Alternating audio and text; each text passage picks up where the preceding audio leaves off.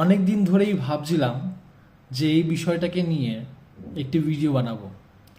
টাবারনাকল সমাগম তাম্বুর দু একটি ইন্টারেস্টিং বিষয়, অনেক বিষয় আছে যে বিষয়ে আমি শিক্ষা দিই, কিন্তু দু একটি বিষয় বলতে চাই। যখন সমাগম তাম্বুর পবিত্র স্থান এবং মহাপবিত্র স্থান ডিভিশন হয়, সেখানে একটা মোটা পর্দা আছে যেটাকে সমাগম তাম্বুকে আলাদা করে,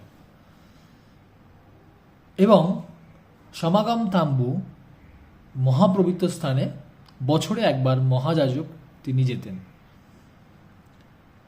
যীশুখ্রিস্ট যখন মারা যান ক্রুশের উপরে এবং তিনি বলেন সমাপ্ত হলো, তেটেলেস্তাই, এবং আমার আত্মা তোমার কাছে সমর্পণ করছি, ইত্যাদি ইত্যাদি, তখন এই পর্দাটা উপর থেকে নিচ পর্যন্ত ছিঁড়ে যায়। মধ্যে লিখিত সুসমাচারে আছে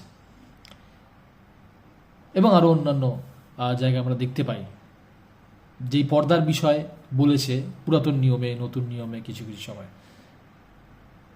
ইন্টারেস্টিং ব্যাপারটা হলো যে মহাপবিত্র স্থান থেকে সিম্বলভাবে এবং সত্যি আক্ষরিক অর্থে ঈশ্বরের উপস্থিতি ওখান থেকে বেরিয়ে যায়। ঈশ্বরের উপস্থিতি ওখানে আর থাকে না। তাই কোথায় থাকে? যখন প্রভু যিশু তিনি পুনরুত্থিত হন এবং তারপরে লোকেদের মাঝে দেখা দেন এবং তিনি বলেন পবিত্র আত্মা গ্রহণ করো, এবং যখন মণ্ডলী স্থাপন হয় তখন পবিত্র আত্মার শক্তি আরো প্রকাশিত হয়, তারা শক্তিপ্রাপ্ত হয় এবং পবিত্র আত্মাকে নিয়ে তারা মণ্ডলীতে কাজ করা শুরু করে।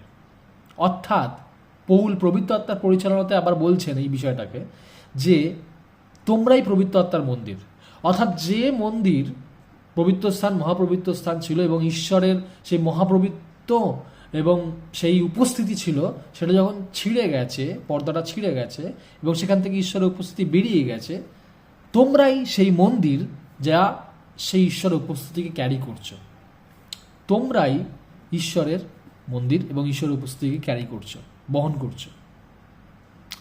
তো এটা অনেকে কনফিউজড হয়ে যায় এবং প্রশ্ন করে আমাকে সেই সেমিনারগুলোতে যে কিভাবে এটা সম্ভব, বা তাহলে সবাই ঈশ্বরের আত্মাকে ক্যারি করছে।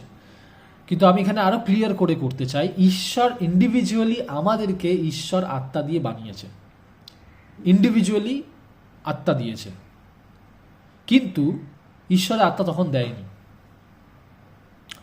যখন আমরা যিশুকে গ্রহণ করছি এবং অ্যাকসেপ্ট করছি এবং অ্যালাউ করছি ঈশ্বরের আত্মাকে,